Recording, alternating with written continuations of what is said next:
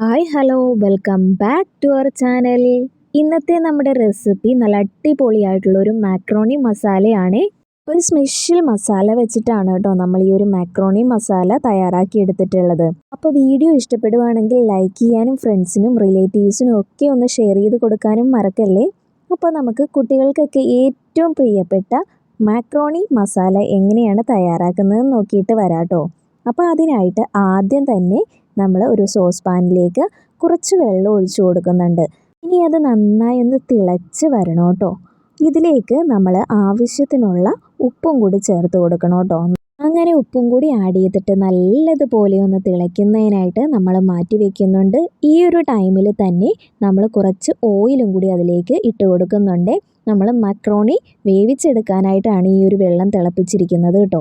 അപ്പം ഒട്ടിപ്പിടിക്കാതിരിക്കാനാണ് നമ്മൾ ഈ ഓയിൽ അതിലേക്ക് ആഡ് ചെയ്ത് കൊടുത്തിട്ടുള്ളത്.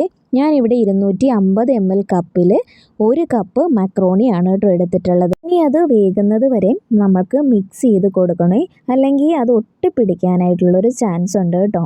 ഒരു 5 to 6 മിനിറ്റ് ആണ് കേട്ടോ ഈ ഒരു പാസ്തയുടെ കുക്കിംഗ് ടൈം വരുന്നത്.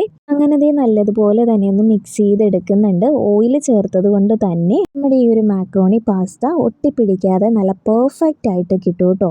അങ്ങനെ ദേ ഒരു 6 മിനിറ്റോളം കുക്ക് ചെയ്ത് കഴിഞ്ഞപ്പോഴേക്കും നമ്മുടെ പാസ്ത ഇവിടെ നല്ലതുപോലെ വെന്ത് വന്നിട്ടുണ്ട്. ജസ്റ്റ് ഒന്ന് വെന്തോന്ന് അറിയാനായിട്ട് നമുക്ക് ഒരെണ്ണം എടുത്തൊന്ന് കഴിച്ചു നോക്കാവുന്നതാണ്. അങ്ങനെ ദേ നല്ല അടിപൊളിയായിട്ട് നമ്മുടെ പാസ്ത വെന്ത് കിട്ടിയിട്ടുണ്ട്. ഇനി അത് ജസ്റ്റ് ഒന്ന് വെള്ളം വാർന്നു പോകാനായിട്ട് ഒരു സ്റ്റെയിനറിലേക്ക് മാറ്റാവുന്നതാണ്. അങ്ങനെ നീ നമ്മുടെ സോസ് പാനിനുള്ളിലുള്ള മുഴുവൻ പാസ്തയും സ്റ്റെയിനറിലേക്ക് മാറ്റി കൊടുക്കുന്നുണ്ട് കേട്ടോ. ഇനി ഇതിലേക്ക് നമുക്ക് കുറച്ച് വെജിറ്റബിൾസ് ആണ് വേണ്ടത്. അപ്പോൾ അതിനായിട്ട് ഞാനിവിടെ ഓണിയൻ, ക്യാരറ്റ്, ടൊമാറ്റോ, ഇഞ്ചി, വെളുത്തുള്ളി, പച്ചമുളക് ചെറുതായിട്ട് കട്ട് ചെയ്തെടുത്തിട്ടുണ്ട്. അപ്പോൾ നിങ്ങൾക്ക് ഇഷ്ടമുള്ള ഏത് വെജിറ്റബിൾസും വേണമെങ്കിലും ഇതിലേക്ക് ആഡ് ചെയ്യാവുന്നതാണ് കേട്ടോ. ഞാനിവിടെ ഇത്രയും മാത്രമേ എടുത്തിട്ടുള്ളൂ. ഇനി നമുക്ക് മക്രോണി മസാല തയ്യാറാക്കാനായിട്ട് ഒരു പാൻ വെച്ച് കൊടുക്കുന്നുണ്ട്. പാൻ നല്ലതുപോലെ ഒന്ന് ചൂടായി വരുമ്പോഴേക്കും നമ്മൾ സൺഫ്ലവർ ഓയിലാണ് കേട്ടോ ഒഴിച്ചു കൊടുക്കുന്നത്.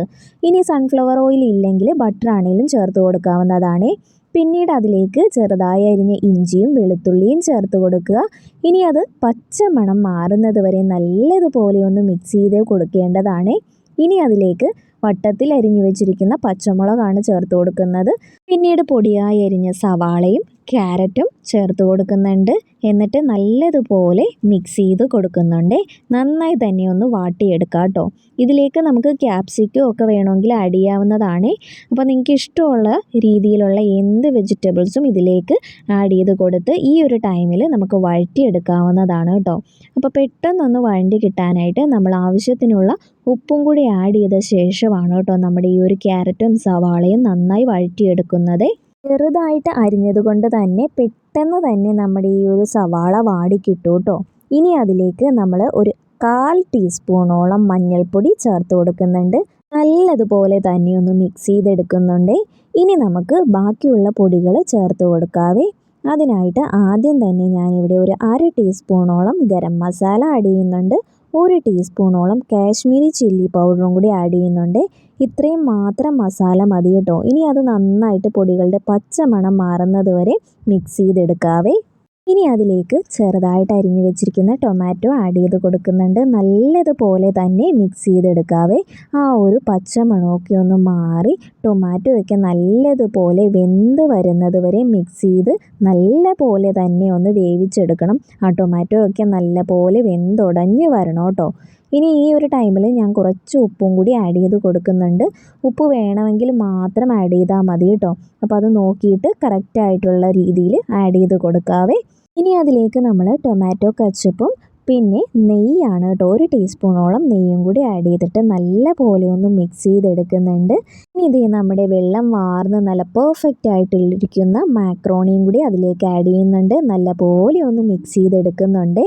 ആ ഒരു മസാല മാക്രോണിയിലേക്ക് പിടിക്കുന്ന രീതിയിൽ ഒരുപാട് അങ്ങ് കുത്തി ഇളക്കാത്ത രീതിയിലാണ് കേട്ടോ നമ്മൾ ഇതൊന്ന് മിക്സ് ചെയ്തെടുക്കുന്നത്. അങ്ങനെ ഇത് നല്ല അടിപൊളിയായിട്ടും സിമ്പിളായിട്ടും തയ്യാറാക്കാൻ പറ്റിയ മാക്രോണി മസാല ഇവിടെ റെഡി ആയിട്ടുണ്ട്.